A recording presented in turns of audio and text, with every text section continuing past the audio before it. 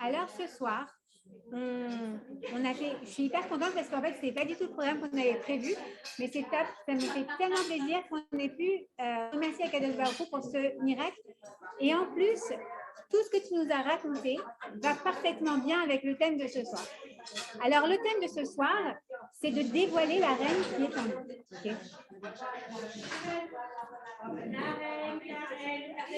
Karen, il y a reine dans Karen. Ben ouais. Karen. Elle s'appelle Malka? Ah, Esther. Oui, d'un seul coup, j'ai dit elle s'appelle Malka. Moi, oui. Ouais. Et c'est les 10 ans de la première. Donc, pendant et il répète qu'elle est née ce jour-là. Wow. Ouais. Esther, c'est vraiment quelque chose de très important. Ah ouais, très important. Esther, c'est... Ouais, Esther. Moi, je te dis, Esther, c'est vrai, pas mal présent. C'est vrai. C'est vrai. Et alors, bien évidemment, il y a une force incroyable dans les prénoms. Non, c'est moi. Moi, j'adore. Au contraire, on t'aime comme ça. Ok, alors, ce soir, donc, on est réunis pour célébrer Rosh Chodesh. Donc, on a eu la joie de participer à un grand moment de Hakarat Hatov qui est tellement important, tellement important. Dire le Nishmat Kol Chai, remercier Akadosh Baruch Hu pour ces miracles. C'est comme ça que Hachem, il veut qu'on soit. Et c'est même en avance, on dit, même quand on est encore dans l'obscurité, c'est le moment où il faut remercier. Et justement, Rosh Chodesh, c'est quoi? Rosh Chodesh, c'est quoi? C'est le nouveau mois, entre guillemets. Mais en réalité, c'est la nouvelle lune. Alors, est-ce que la nouvelle lune, elle démarre alors qu'elle est pleine ou est-ce qu'elle démarre quand il n'y a rien? Qu'est-ce que c'est? Il n'y a rien. C'est dans l'obscurité totale que démarre le cycle lunaire. Et je trouve ça merveilleux parce que la création du monde a commencé également comme ça, dans l'obscurité totale. Et qu'est-ce qui se passe quand on est dans l'obscurité totale? Comme tu le décrivais si bien, Cynthia, tout à l'heure. Tu dis, mais au final, dans une situation où je ne sais plus quoi faire, j'ai rien tout est négatif, tous les signes évidents, logiques, sont que l'obscurité, il n'y a pas de lumière au bout du tunnel. Okay, il n'y a pas de solution. C'est comme ça, venez parce que vous allez dire au revoir. Okay, quelle est la lumière au bout du tunnel? Akadosh Baruch Hu, il nous dit, attendez, regardez. S'il y a une loi et la première loi qui nous est donnée, et en particulier à nous les femmes, c'est Rosh Chodesh. Pourquoi? Parce que nous, on a tendance à être un petit peu, avoir le petit point noir sur la feuille, d'accord? À dire, oh là là, mais quoi, c'est pas possible, mais attends, tu te rends pas compte ce qui m'est arrivé aujourd'hui quand même, la galère, alors que le reste de la journée a été merveilleux. Mais il y a eu la petite embûche sur le truc qui a fait que nous, on a retenu ce truc-là, d'accord? Ça peut arriver parce qu'aussi, on fait des tâches souvent répétitives, on est amené à faire le ménage tous les jours et les enfants rentrent de l'école et le ménage n'existe plus, à replier des chemises qui sont dépliées le lendemain, relaver des chemises, on fait des tâches répétitives. Parfois, on peut oublier qu'il y a une petite lumière au bout du tunnel, d'accord? Akadosh Baruch Hu nous dit, attendez, je vais t'expliquer un concept très important qui va te donner une leçon pour ta vie. C'est Rosh Chodesh. Rosh Chodesh, c'est quoi? C'est que, en fait, le début, c'est toujours l'obscurité. Au début, il y avait l'obscurité. Mais qu'est-ce qui se passe? Il y a un renouveau. Parce que Hadash, c'est quoi? C'est le renouveau. C'est une renaissance. De l'obscurité, il y a quelque chose qui va naître. De l'impression d'incapacité à quoi que ce soit, il y a quelque chose qui va naître, qui est en train de se préparer. Et qu'est-ce qui se passe? En fait, c'est quoi Rosh Chodesh? C'est quand on voit le premier croissant de lune comme ça qui va venir. Et en fait, on va voir que le cycle de la lune, eh bien, il est de 28 jours. D'accord? Et qu'il naît de l'obscurité, un premier croissant, puis ça s'agrandit, et ça s'agrandit, et ça s'agrandit, jusqu'à former la pleine lune, qui va donc être au milieu du mois de Hadar et de tous les autres mois du calendrier. D'accord? Et ensuite, ça décroît dans l'autre sens. Ça nous explique quoi? C'est vrai, il y a des galères dans la vie, mais tu sais quoi? Crois en moi parce que je vais te faire montrer, en anglais on dit the silver lining. Il y a toujours un silver lining, il y a toujours une lumière qui vient se former, être révélée à l'intérieur de cette obscurité. Et cette lumière, elle va grandir. Et tu sais quoi? Cette lumière, elle va aussi décroître à un moment. Et ce n'est pas grave, parce que c'est ça la vie. c'est le haut et le bas, et le haut et le bas. Et on voit d'ailleurs, je ne sais pas si tu regardais aussi l'échocardiogramme peut-être, mais l'échocardiogramme, quand il est plat, ce n'est pas bon signe. On veut que ça monte et que ça descende. Et c'est ça la vie. D'accord? C'est un cycle. Il faut comprendre en fait que vraiment, il y a l'obscurité, il y a la lumière, et l'obscurité, et la lumière, et il y a l'obscurité, et la lumière, etc. Et c'est un cycle comme ça. Et à Kadosh Baruch Hu, il nous dit, même dans les moments où tu crois qu'il n'y a plus d'espoir, tu as envie de désespérer, là, tu te dis, mais quoi, j'en ai ras-le-bol, c'est pas possible, je suis au bout du bout, je suis au bout de ma vie, tu m'as dit tout à l'heure, je suis au bout de ma vie. Eh ben non, tu sais quoi, tu n'es pas du tout au bout de ta vie parce que regarde la lumière que tu as eue. Et maintenant, tu kiffes ta vie. Et tu es là ce soir avec nous et tu es en train de remercier Akadosh Baruch Hu pour cette merveille et pour ce miracle révélé, ce bien révélé que tu as vécu. C'est ça la vie. Ok. Akadosh Baruch Hu, il nous dit, tu crois qu'il n'y a pas? Yesh tikva, il y a de l'espoir. Et d'ailleurs, on va chanter Benny Friedman. Yesh tikva. Oui, il y a de l'espoir, bien évidemment qu'il y a de l'espoir. Parce que c'est le cycle de la vie. Et prends exemple sur la Lune. Et d'ailleurs, Am Israël, il est comparé à la Lune. On est comparé à la Lune. Pourquoi? Parce qu'on a eu quelle galère on n'a pas eu, la vérité. D'ailleurs, dans 1 mois et demi, on va être en train de lire peut-être plus ou moins presque à un jour près la Haggadah. Dans la Haggadah, on dit Veishe Amda, Veishe Amda, Veishe Amda, Lavotenu, Velanu. Et là, chez Bechol Dor Vador, Omdim Alenu, Lechalotenu, Veakadosh Baruchu, Matilenu Miyadam. C'est-à-dire quoi? Ça veut dire qu'à chaque génération, tu vas avoir quelqu'un qui va se lever pour t'exterminer. C'est comme ça, c'est prévu. C'est dans le plan du monde. De la même manière que la Lune, elle naît, on ne la voit pas comme ça, elle est dans l'obscurité. En fait, elle est toujours là, la Lune. Elle ne disparaît pas. Quand on est petit, on croit qu'elle n'est pas là. Mais en réalité, elle est toujours là. Qu'est-ce qui se passe? C'est la position du Soleil et de la Terre qui va illuminer ou non, qui va faire refléter en fait la lumière du Soleil sur la Lune. C'est la seule chose en réalité, d'accord? C'est très intéressant, on va le voir dans 2 secondes. Mais ça veut dire quoi? C'est-à-dire que la Lune, elle est toujours là. Am Israël, il est toujours là. Mais tu sais quoi? Il y a des moments, Am Israël, il a été dans des galères pas possibles, d'accord? Il y a eu quoi? Il y a eu les Égyptiens. Il y a eu Amalek. Et d'ailleurs, on va être la semaine prochaine à Shabbat Zachor, où on va nous dire, c'est la seule fois dans l'année, d'accord, où nos sages nous disent, vous devez aller au Beth Knesset, vous devez aller à la synagogue. Les autres fois, c'est pour autre chose. Mais tous les Juifs doivent aller écouter Parashat Zachor. C'est très important de se souvenir d'Amalek, ce qui t'a fait, tu ne dois jamais l'oublier. D'accord? Et il y a ses descendants. Il y a Amalek, il y a Amman, il y a les Romains, il y a les Grecs, il y a les croisades, il y a l'Inquisition, you name it. OK? Unfortunately, c'est comme ça. C'est à chaque génération.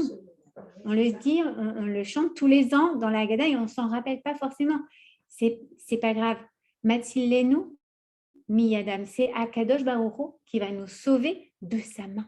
Et de leur main, il va nous tirer avec sa main, il va nous tirer des mains de nos ennemis. D'accord? Mais il faut bien évidemment qu'on fasse quoi? Qu'on fasse notre Ishtalut, c'est-à-dire ce que tu as fait, ce que ta famille ont fait. Tu sais quoi, on était dans l'obscurité, qu'est-ce qu'on a fait? Comment est-ce que, il y a une très belle bracha, c'est la Birkat Kohanim. Dans le Birkat Kohanim, celle qui était là avec moi hier, je l'ai sortie hier, mais c'est pas grave, je pensais à ça hier. On dit, donc les Kohanim donnent une bracha au peuple d'Israël et il leur dit que la face d'Hachem vienne éclairer ta face. D'accord? Alors, je voudrais vous poser une question. Si j'ai un spot maintenant là avec moi, d'accord? J'ai un spot. Où est-ce qu'il faut que je le dispose, ce spot, pour que ça vienne éclairer votre visage? Le visage en bas, non?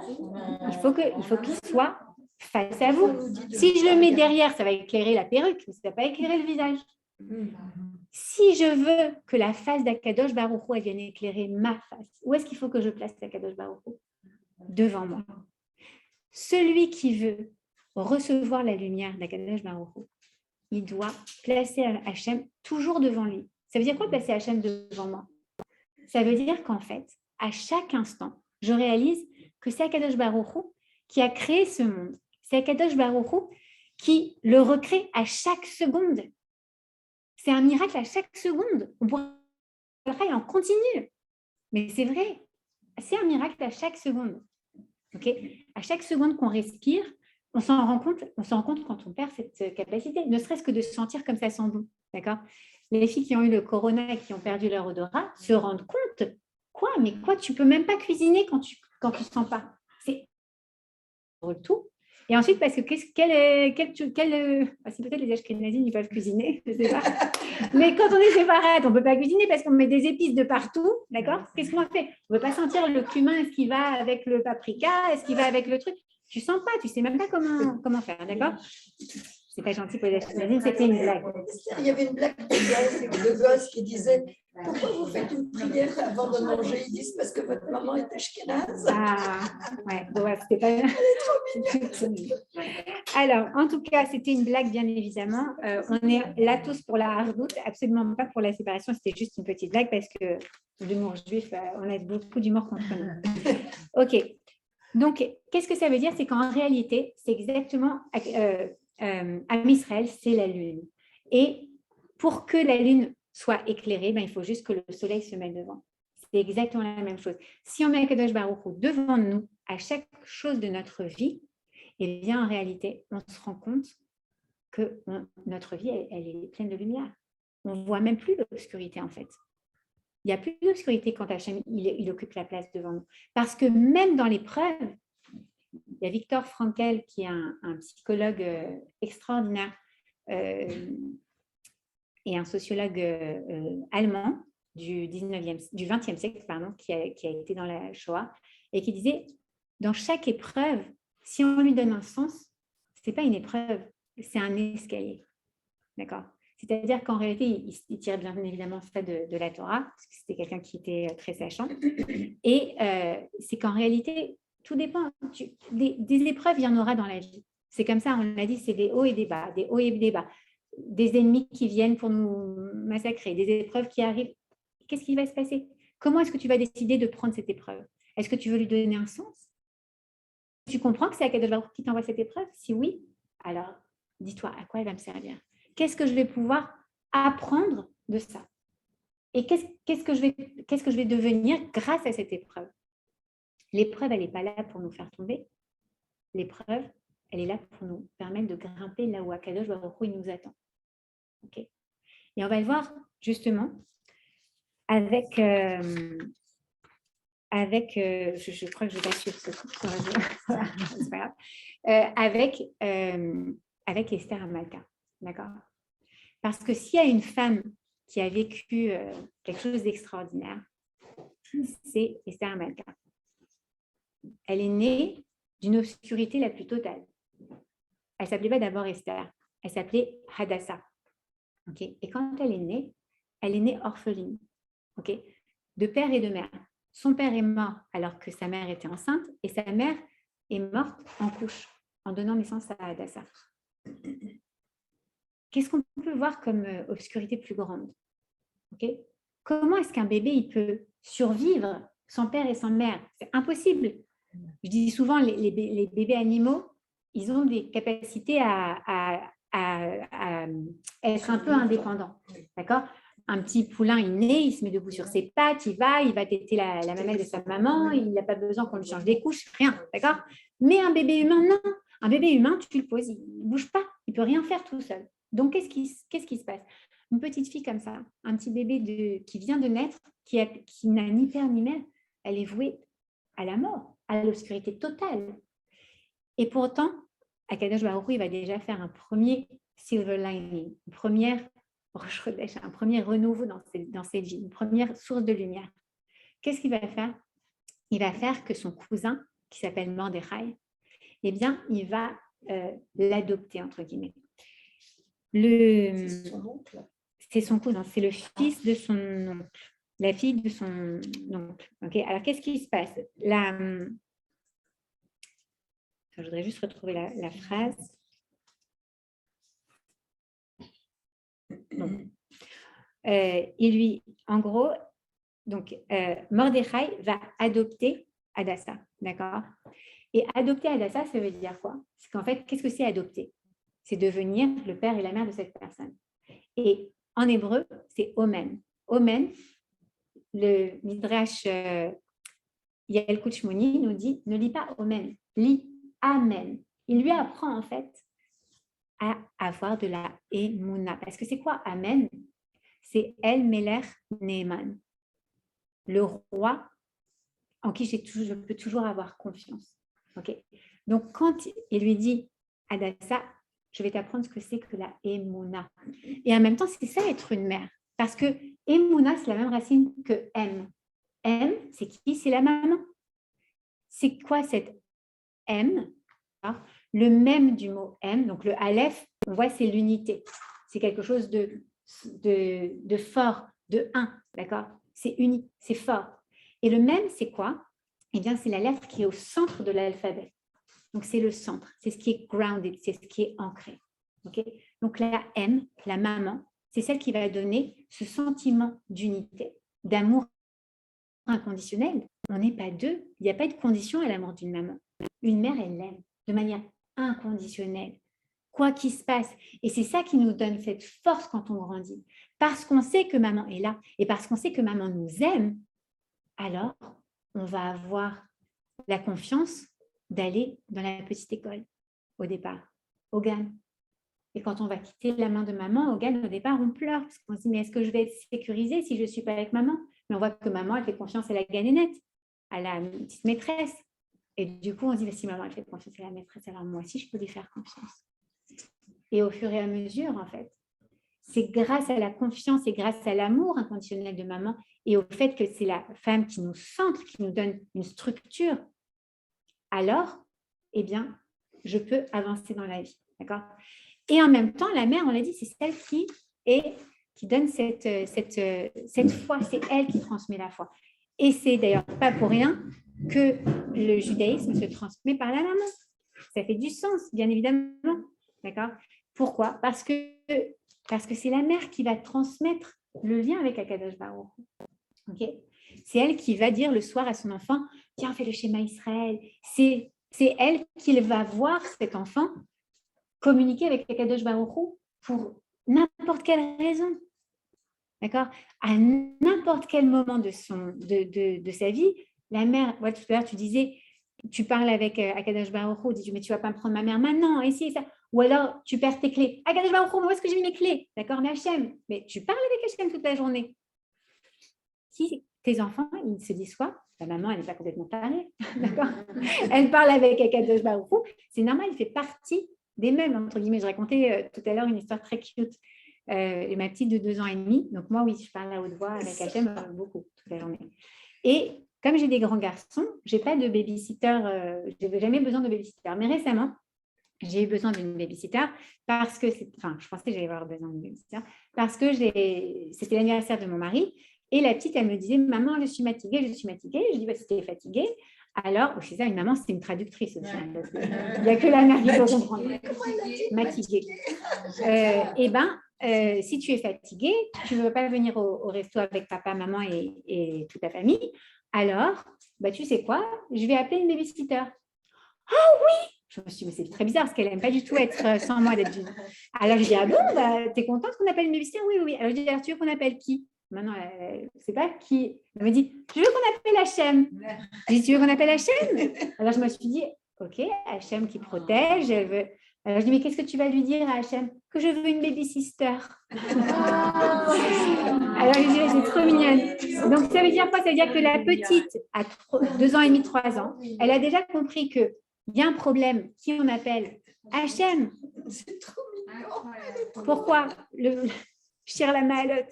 Dans le psaume 121, on dit, mais d'où va venir mon aide? Ton aide, elle vient d'Akadosh Baruch Hu qui a créé le ciel et la terre. That's it. Ok, ne va pas chercher plus loin. La petite a 3 ans. Eh bien, elle a compris ça. Et elle a compris aussi que quand on veut un bébé, il faut demander à Akadosh Baruch Hu. Je dis, voilà, il faut, si j'en ai un, on va faire 18 Je dis, mon bébé, ok, d'accord. Bon, alors, donc, quand j'ai expliqué qu'une babysitter, c'était en fait pas une babysitter, mais c'était quelqu'un qui venait pour garder, comme ça, elle peut rester à la maison, se reposer, parce qu'elle est fatiguée. Elle me dit, oh non, je viens à l'anniversaire. Ok, donc ça va. Exactement. Alors voilà, donc en fait, ce que je voudrais qu'on voit dans ce cours, si on y arrive un jour, pardon, c'est découvrir la reine qui sommeille en nous. Pourquoi? C'est qu'en fait, Akadosh Baruch Hu, il a un plan pour chacune d'entre nous. D'accord? On l'a dit plein de fois pendant les cours.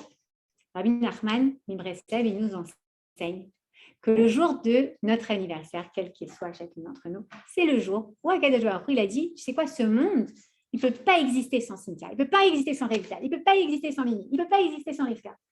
Chacune, on est né à ce moment, dans cette ville, à Marseille, à Genève, à je ne sais pas où tu es né. D'accord? Pourquoi? Parce qu'à ce moment-là, si toi, tu ne venais pas apporter ta petite lumière à toi, qui n'est pas une petite lumière, parce que c'est une lumière, d'accord? Et que la lumière, une petite lumière dans une grande obscurité, ça fait énormément, ça chasse énormément d'obscurité. Donc, sans toi, Akadosh Baruch Hu, il dit, ce monde, il ne peut pas exister. Il ne peut pas exister. Et du coup, qu'est-ce qu'il va te donner? Tous les éléments dont tu as besoin pour venir apporter ta petite pièce du puzzle au grand puzzle de l'humanité. C'est merveilleux. Ça veut dire que non seulement je suis essentielle à ce monde, d'accord?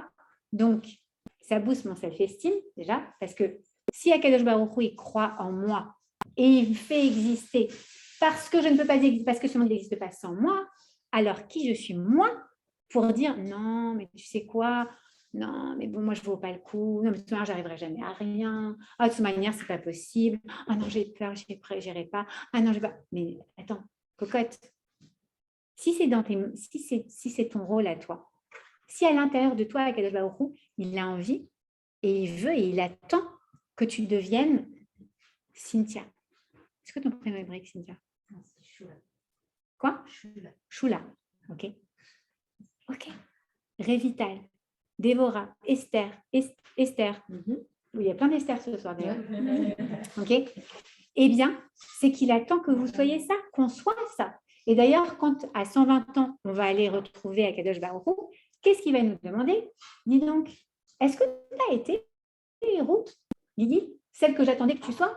Est-ce que tu as été Rivka, Lévi, celle que j'attendais que tu sois? Il ne va pas nous dire, est-ce que tu as été, je ne sais pas moi, la rabbinite Kanievski ou Jennifer Lopez, d'accord? Non, il va dire, oui, je ne le souhaite à aucune d'entre nous. On a un meilleur projet que ça. Ok? Eh bien, il va juste nous dire, est-ce que tu as pris tout le potentiel que j'ai mis en toi et est-ce que tu l'as réalisé, ma fille? Parce que moi, je t'ai laissé 120 ans pour le faire. Qu'est-ce que tu as foutu pendant ces 120 ans? Ah, tu as été bronzée, tu t'es fait les ongles? Ben non, tu avais un autre programme à faire. Toi, tu devais, en plus de te faire les ongles, en plus de bronzer, parce que c'est pas mal toi aussi, d'accord? Et ben, tu devais faire et telle chose, et telle chose. Et toi, tu devais aller travailler et motiver les gens et aller partager ton histoire avec tes personnes et aller utiliser cette qualité, ce talent que j'ai mis en toi pour accomplir ta mission à toi. Donc, quand on dit on veut apprendre, on veut dévoiler la reine qui est en nous, c'est en fait comprendre qu'est-ce qu'on peut faire pour connaître notre mission et pour être cette reine qu'Hachem il attend qu'on soit. Parce que nous, on est toutes des Batmela, on est toutes des princesses. Une princesse, c'est quoi? C'est une reine en devenir. Mais est-ce qu'on va faire en sorte de le devenir ou est-ce qu'on va rester une princesse et parfois encore plus cachée que princesse? D'accord? C'est à nous de le savoir. Et alors, qu'est-ce qui se passe en fait? L'histoire de Esther Amalka, eh bien, c'est extraordinaire parce que donc on dit, elle naît dans l'obscurité la plus totale. Elle est orpheline. Elle se fait adopter par Mordechai. Mordechai vient lui apporter quelque chose qui est essentiel, qui va être essentiel à son rôle plus tard. D'accord? C'est quoi? La Emouna. Merci, madame. Exactement, la Emouna. Et pas seulement la Emouna, mais le Bitachon. Et c'est quoi la différence entre la Emouna et le Bitachon? La Emouna, c'est la foi, entre guillemets. Le Bitachon, c'est la confiance en Dieu. Bien sûr que je sais qu'Hachem, il existe, mais voilà, est-ce que j'ai les chocottes de faire ci et de faire ça parce que je suis angoissée, parce que ci, parce que ça. D'accord? Non. Avoir la confiance en Dieu, c'est se dire, je sais qu'Akadosh Baruch Hu, il m'aime. Et je sais qu'il ne veut que mon bien. Si je le mets devant moi, alors je sais qu'il guidera chacun de mes pas. Dans le Baruch Shamar, le matin, on dit Baruch Gozer Umkayem. Béni soit celui qui décrète et qui réalise. Akadosh Baruch Hu, il a déjà tout décrété. Maintenant, il va réaliser, mais il a besoin que nous, on fasse notre ishtadlut, qu'on aille chercher ce qu'il faut descendre sur Terre, notre potentiel. C'est comme si vous aviez un compte en banque avec un potentiel, d'accord? Vous avez votre potentiel. Mais si vous n'allez jamais tirer avec votre carte bleue, le potentiel, il ne va jamais sortir. Jamais sortir. Alors, tu peux dire, mais ouais, moi, j'avais le potentiel quand j'étais jeune. Non, il est en toi, ce potentiel. À n'importe quel moment, tu peux décider d'aller le chercher. OK? Et Esther Malka, donc, eh bien, elle est encore à Dassa, etc. Et elle vit donc à une époque, à peu près 350 ans avant cette ère-là, dans laquelle on est, l'ère commune. OK? Et après la destruction du premier temple, okay, pendant l'exil babylonien. Okay. Qu'est-ce qui se passe à ce moment-là? Il y a Yirmiyahu, le prophète, Jérémie, okay, qui promet au Bné Israël que dans 70 ans, mais ne vous en faites pas. Vous savez quoi? Parce que c'est vrai que c'est dur. Quand on part en exil ou quand on a une galère dans la vie, le plus dur, c'est l'attente. C'est pas vrai? C'est de ne pas savoir. C'est d'être dans le doute. OK? Mais quand quelqu'un vient et te dit, tu sais quoi, dans 70 ans, tout ça, c'est fini. Tu retournes en terre d'Israël. Don't worry, man. Okay? Everything is going to be all right. Everything is going to be okay. Okay? Ben oui, tu te dis, bon, ben, ça va, je peux supporter 70 ans, ça va. D'accord? Bon, même si c'est long. Mais tu peux tenir parce que tu sais que ça a une fin. Tu sais qu'il y a la lumière au bout du tunnel. Et bien évidemment, tu comptes les années et les années et les années. Et au moment où on arrive à cette histoire, ben on est à peu près 65, 66, 67, 68, 69, 70. Oh, mais on n'est toujours pas en Israël. Qu'est-ce qui s'est passé? Quoi? Yirmiyahu, le prophète, il aurait menti. Mais ça veut dire quoi? Que Akadosh Baruch Hu, il nous a abandonnés. Il nous a abandonnés, il nous a oubliés. Mais ce n'est pas possible. Qu'est-ce qu'ils font? Bah, d'ailleurs, il y avait Aaron Shaya qui disait un jour, si jamais un prophète, il ne dit pas vrai, d'accord, c'est pas qu'il dit une petite vérité, le reste, c'est pas vrai, non. La Torah, c'est émettre ou c'est pas. Alors, il disait par exemple, si ce qu'il y a dans la Torah, c'est pas vrai, alors demain, vous me retrouvez à Ibiza, en short, en train de me faire bronzer, d'accord? Tu as vu ce cours? Pourquoi? Ça veut dire que, oui, même si c'était Rav Ranjel, même si c'était des super Yehudim, ceux de l'époque, d'accord? Quand ils voient que le prophète, eh bien, il s'est trompé, qu'il fait à peu près 70 ans, en tout cas dans ce qu'ils ont compté eux, et qu'ils ne sont toujours pas de retour en terre d'Israël, eh bien, qu'est-ce qu'ils disent? Eh bien, on s'assimile, yallah, ça y est, c'est fini. Et en plus de ça, le roi Achashvérosh, qui était le roi de Perse, qui avait 127 pays sous son empire, d'accord? Qu'est-ce qui se passe? Eh bien, il dit, ah, les petits juifs, alors, sympa, vous avez vu votre petit Yirmiyahu, ce qu'il vous a dit? 70 ans, passez sous le nez. Et bien, vous savez quoi? On a un super gros banquet. Et alors, je vais prendre tous les kélim du Beth Amikdash, ok? Et on va faire un banquet de folie. Et vous allez tous venir pour fêter ça. Puis de toute manière, vous n'aurez pas la deuxième Beth Amikdash, donc ça ne sert à rien de vous inquiéter. Allez, allez, allez, on y va. Et il les invite tous, et tous se disent, bon, bah, de toute manière, ok, on est dans la galère, galère pour galère, autant bien manger. Okay? Et ils décident de s'assimiler. Et puis, comme tout bon égocentrique, hyper mégalo, d'accord, Achashvérosh se dit, attendez, le clou de la soirée, parce que ce n'est pas qu'une soirée d'ailleurs, c'était des jours et des jours de festin, d'accord, et de banquet. Il dit, le clou de la soirée, je vais vous montrer, d'accord, qui c'est Coco. Coco, il a une femme, ok, avec une couronne, la vérité, je n'en reviens pas. Et donc, il dit à sa femme Vashti, la reine, d'accord, Vashti, viens, viens. En fait, il n'est pas juif, donc je ne vais pas faire l'accent. Vashti, viens là. Et donc, Vashti dit, oui, il faut que vous me fassiez amener Vashti avec la couronne, rien d'autre. Genre comme Marilyn qui venait avec le Chanel numéro 5, elle, c'était juste avec la couronne du royaume. Et Vashti dit, vous êtes complètement fou, roi. Enfin, chérie, vous avez trop bu, oubliez-moi. Ah, j'ai trop bu. Eh bien oui, il avait trop bu d'ailleurs.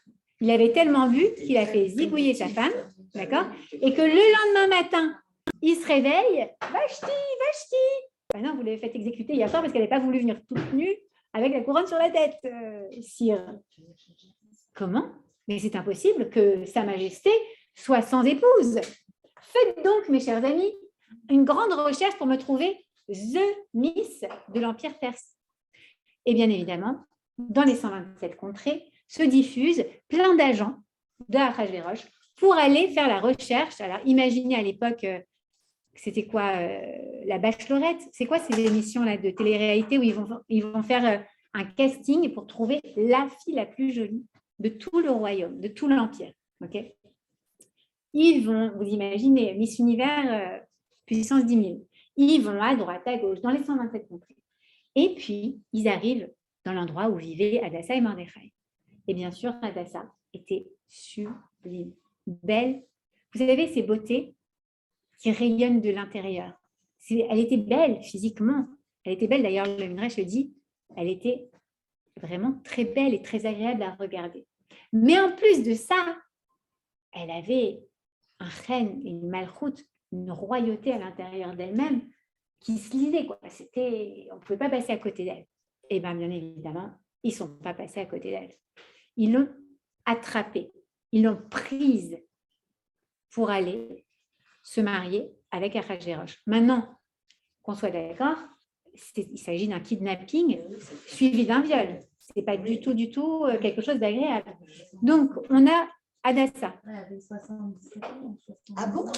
Alors, Hadassa, qui devient à ce moment-là Esther. Esther, pourquoi? Nistar, qui veut dire dissimuler, cacher, d'accord? Cacher. Alors, pourquoi? Parce que justement, elle va dissimuler qui elle est vraiment. Ok? Elle ne va pas révéler à ce moment-là qui elle est vraiment. Elle ne va pas révéler sa judaïté, etc.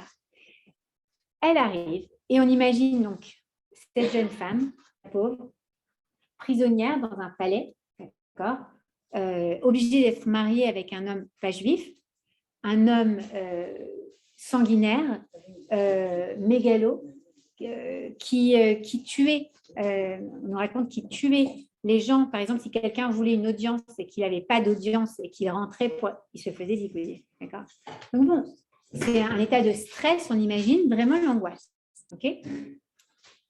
Et puis un jour, puis en plus d'être éloigné des siens, d'être dans une culture totalement différente, de devoir se cacher comme ça. Bon bref, c'est vraiment, encore une fois, on sent l'obscurité, etc. Et un jour, elle voit Mordechai.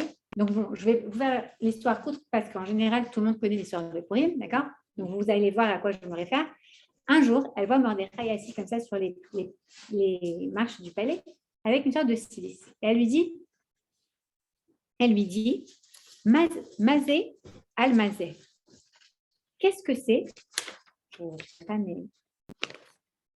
Ok, bon, je ne retrouverai pas. Mazé al-Mazé. Qu'est-ce que c'est? Pourquoi tu es comme ça? Pourquoi tu es avec cette silice et des cendres comme ça? Qu'est-ce qui s'est passé? Il y a un drame qui se passe. Ben oui, il y a un drame qui se passe, cocotte. Ma chérie, je ne sais pas ce qui se passe. Alors, il dit, ben non, je ne sais pas qu'est-ce qui se passe. Figure-toi que Ahasverosh, eh bien, il a décrété qu'il fallait tuer tous les Juifs du palais, tous les Juifs de l'Empire, tous les Juifs de l'Empire perse, de 127 pays. Elle dit, oh, mais non, mais si. Mais qu'est-ce qu'on va faire? Ben, c'est toi qui vas faire. Là, Esther dit, comment ça, moi je vais faire? Moi, je ne peux rien faire. Moi, je suis sa femme et je n'ai pas de pouvoir sur lui. C'est un fou, ce type. C'est un sanguinaire, c'est un mégalo. Il zigouille tous les gens qui veulent aller le voir. Qu'est-ce que tu veux que j'aille lui dire? Et puis, c'est même pas que moi, je suis juive. Qu'est-ce que je vais faire? Regarde, si Akadosh Baruch Hu, il t'a fait naître à cet endroit, il t'a fait arriver, on dit dans les Birkat HaShahar que Akadosh Baruch Hu, il prépare les pas de l'homme. Ça veut dire quoi? Il t'a mis là, toi, Hadassa, Esther. Il t'a mis là pourquoi, d'après toi? Juste pour que tu souffres? Juste pour que tu sois dans l'obscurité totale? Juste pour que tu te plaignes de ton sort? Non. Il ne t'a pas mis là pour ça. Il t'a mis là pour ça parce qu'il avait décrété, Baruch Gozer Umkayem, il avait décrété qu'il y aurait un décret de mort sur tous les Juifs du royaume. Et qui est-ce qui allait, d'après toi, pouvoir aller les sauver? Il nous fallait une stratège, il nous fallait une femme politique, une reine, mais il nous fallait également un leader spirituel. Qu'est-ce que tu vas faire? Qu'est-ce que tu vas faire face à cette épreuve? Tu vas décider que cette épreuve, elle te tue? Tu vas laisser tuer tout le monde et c'est la fin des Juifs? Ou alors, tu vas décider d'embrasser ton avenir, ton destin, ton mazal. Tu vas devenir celle que Akadosh Baruch Hu attend que tu sois. Qu'est-ce qu'on fait, nous, dans nos vies, quand on se retrouve devant une situation compliquée? Non, mais en fait, je ne sais pas. Je crois pas que je vais pouvoir relever ce défi. Je suis au fond du trou, moi. Je n'y arriverai jamais. Oh non, laisse tomber, c'est pas grave. Je mets un jour rien. Qu'est-ce que je fais face à ça? Qu'est-ce que je fais face à cette histoire que tu as partagée avec? Qu'est-ce que tu fais dans ce cas-là? Tu pleures? Tu dis, ça y est, ma mère, elle est morte, de Shalom? Ben non. Tu fais quoi? Tu vas chercher à l'intérieur de toi tes ressources. Qu'est-ce qu'Akadosh Baruch Hu, il a mis en moi, en fait?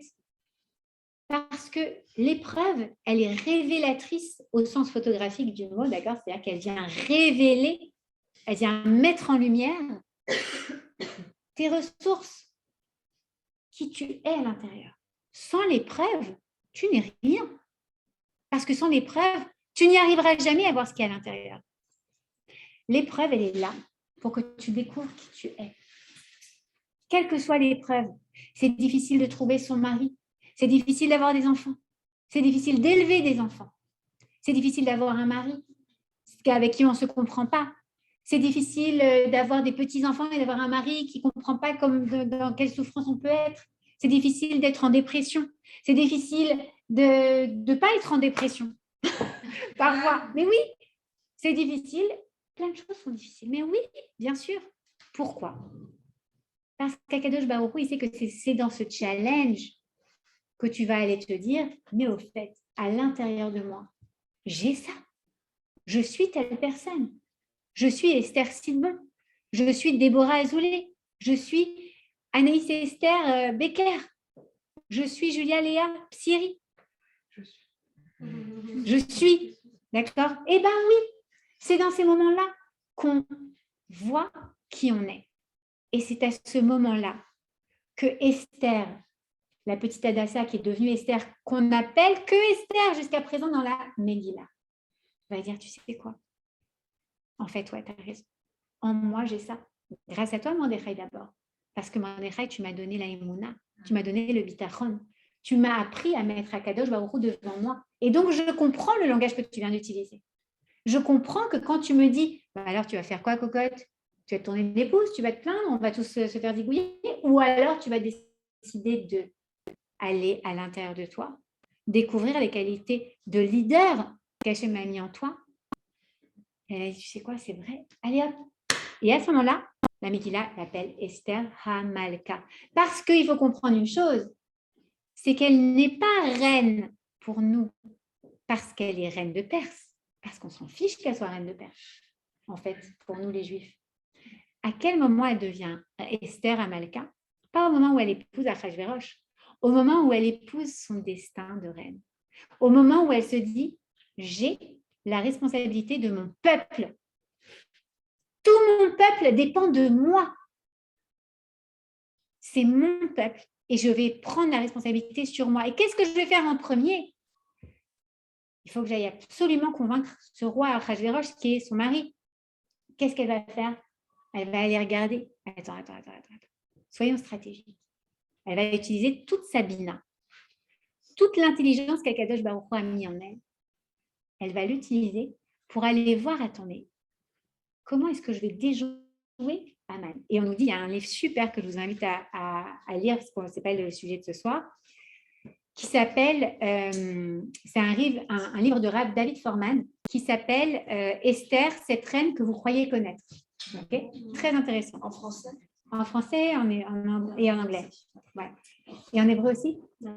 En anglais. Voilà. Il est super ce livre. Et alors, ce n'est pas le sujet de ce soir, donc ce n'est pas ça qu'on va faire, mais il nous explique à quel point, en fait, vous avez déjà fait du judo? Quelqu'un va faire une prise avec moi? Non, je rigole, je sais pas du tout faire du judo. Et bien, comment est-ce qu'on fait du judo? Le judo, c'est très simple. On utilise la force de l'autre pour le faire chuter. Et Esther Amalka, c'est ce qu'elle a fait avec Aman Aracha. Elle a dit, tu sais quoi? Toi, tu es un roulard. Tu es une vipère, tu es un serpent. Comment je vais faire? Je vais aller jouer dans ton sens. Je vais utiliser ta force pour te faire tomber. D'accord? Mais avant ça, la première chose qu'elle va faire, elle va mettre Akadosh Baruch Hu face à elle. Parce qu'elle sait que telle la lune, pour être illuminée, pour être éclairée, elle a besoin de mettre Akadosh Baruch Hu face à elle. Et donc, qu'est-ce qu'elle va faire? Elle va dire, mes frères et mes sœurs, Yehudim, la seule chose qu'on doit faire maintenant, je vous demande maintenant, on va jeûner. On va se détacher du monde matériel et on va donner tout ce qu'on a pour s'accrocher au monde spirituel. Je veux que ces 3 prochains jours, on soit tous, ok, à la diète, mais qu'on soit tous en train de prier de tout notre cœur. Parce que, excuse-moi, est-ce que tu as mangé pendant que tu priais? Non. Est-ce que tu as bu? Non. Pourquoi? Parce que la vie, elle dépendait de cette téfila. Est-ce que vous comprenez? La vie, elle dépend de cette téfila. Et là, elle arrive à trouver, en fait, en elle, la grandeur spirituelle qu'Akadosh Baruch Hu avait placée en elle, qui avait été révélée par Bandechai, puisqu'elle n'avait pas de papa et de maman. Mais c'est le révélateur final, l'épreuve, qui va faire qu'elle va embrasser son rôle de reine et qu'elle va mériter sa couronne pour nous. D'accord? Donc, il faut comprendre une chose, et on va terminer avec ça aujourd'hui, c'est qu'en fait, Esther Amalka, elle vient nous apprendre qu'en fait, en nous, nous sommes toutes une reine. On a toute une couronne différente. D'accord? Et si vous avez entendu vos parents ou alors les enseignants dire « toi, tu es la reine des nanana quand tu étais petite », ce n'est pas vrai. Nous sommes toutes une reine pour quelque chose d'extraordinaire. On a tout un rôle à jouer. Sinon, on ne serait pas là. Akadosh Baruch Hu, il ne met pas des personnes inutiles. On a tous et toutes un rôle très particulier à jouer. Et il suffit juste qu'on accepte de s'assumer une fois pour toutes. Mais il faut s'assumer. Il faut arrêter de dire « je ne suis pas capable, je ne suis pas ci, je ne suis pas ça ». Si tu es capable, Akadosh Baruch Hu, il t'a fait juive, oui, tu peux mettre des jupes, oui, tu peux être juive, et oui, tu peux faire un kiddush Hashem, oui, en allant assumer qui tu es au fond de toi. Tu as fait le choix d'avancer dans la Torah. Tu as fait le choix, tu t'es retrouvé dans une épreuve comme qui mettait en doute ton identité. Et toi, tu te dis, ah non, mais ça ne se fait pas, et telle personne elle va me juger, et telle autre. Mais pas du tout. Au contraire, les gens, ils valorisent les personnes qui sont en congruence avec qui elles sont réellement. Je racontais hier un cours, ou avant-hier, je ne sais plus, bref, sur la Tefila, une histoire que j'ai entendue sur Torah Box. C'est l'histoire d'un monsieur juif, d'accord, religieux. Je pense que c'était au Maroc, si je ne me trompe pas. Et il a un projet, mais lui, il n'a pas d'argent du tout. D'accord. Et il va voir un type assez riche et il lui dit, voilà, écoutez, j'ai besoin qu'on s'associe pour ce projet. Moi, j'ai la créativité, toi, tu as l'argent, comment on fait, etc., etc. Il s'associe verbalement. Le type lui dit, écoutez, ok, je suis d'accord, je vous passe l'argent, on va s'associer tous les deux, 50-50, ok? Ok. On se rencontre jeudi pour signer les papiers, mais je vous envoie déjà l'argent, comme ça vous commencez la compagnie. Ok, super. Sauf qu'entre-temps, le type, il a une crise cardiaque, le riche, et il meurt. Ce n'était pas un juif. Il meurt. Je vous raconterai pourquoi ce n'était pas un juif dans quelques secondes. Le monsieur se dit, bon, bah, je sais pas, il n'est jamais venu au rendez-vous. À ce moment-là, il n'y avait pas le téléphone et les textos et le WhatsApp et le truc, d'accord? Donc, il n'était pas au courant que ce monsieur était mort tout de suite. Il développe son entreprise et il fait un super beau profit. Baruch Hashem, d'accord? C'est pas it's not a life-changing situation, mais ça va le libérer de tous ses problèmes. Et entre-temps, il apprend que ce monsieur avec qui il avait promis de s'associer, eh ben, il est décédé. Alors, il décide d'aller voir sa veuve. Et il va voir la veuve et il lui dit, voilà, je voulais vous dire, voilà, je m'appelle Monsieur Cohen et j'avais un accord verbal avec votre mari. Alors, elle lui dit, écoutez, vous avez un accord verbal avec mon mari, il vous doit de l'argent. Alors, elle dit, non, non, non, non. Non, mais parce que c'est un accord verbal, moi, je ne suis pas au courant. Non, non, non, non, non, madame. Non, non, non, vous ne comprenez pas. J'avais un accord verbal avec votre mari qu'on devait s'associer sur un projet. D'accord? Ce projet était très profitable. Voilà, j'ai gagné 100 000 $ et je viens vous donner les 50 000 qui vous reviennent. La femme, elle avait dit, quoi? Monsieur Cohen, mais vous êtes juif, Salomon, vous êtes juif? Et il lui dit, oui. Et il lui dit, il faut que vous me donniez vos coordonnées. Et donc, elle prend ses coordonnées.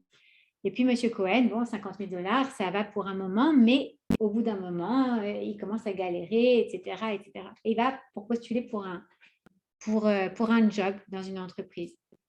Et il arrive comme ça au job. Et le monsieur, le DRH, il regarde et il dit, Monsieur Shimon Cohen, ouais. Je ne suis pas associée avec monsieur, on va l'appeler comment? Abdoul. Alors il dit, bah, si, mais comment vous savez? C'était vraiment une association verbale, comment vous pouvez savoir? Je suis le frère de Madame Abdoul et elle m'a raconté cette histoire, votre honnêteté, votre intégrité. On n'imaginait pas que quelqu'un pouvait avoir autant d'honnêteté. Et il se trouve que le prince pour qui je travaille, eh bien, il recherche quelqu'un de confiance. C'était un prince des Émirats ou je ne sais plus quoi. Il recherche quelqu'un de confiance pour gérer son argent dans ce pays, au Maroc ou je ne sais plus. Donc, ben voilà, maintenant, vous aurez le poste. Donc, vous n'êtes pas là pour le poste que vous avez postulé, c'est un petit poste. On va vous donner un truc incroyable. Et ce monsieur est resté pendant des années le représentant des intérêts de ce prince dans ce pays-là. D'accord? C'est un kiddush Hashem. Il s'est assumé. C'est-à-dire que quand on est en accord avec qui on est, quand on est en accord avec ce qu'Hachem il attend de nous, il n'y a pas à avoir honte, il n'y a pas à se poser de questions. Les gens, ils admirent les personnes qui sont émettes. On n'a rien à dire devant le émet. Il n'y a rien à dire devant l'émet. On doit s'assumer. Et c'est en s'assumant qu'on devient la reine qu'on pouvait être. Voilà.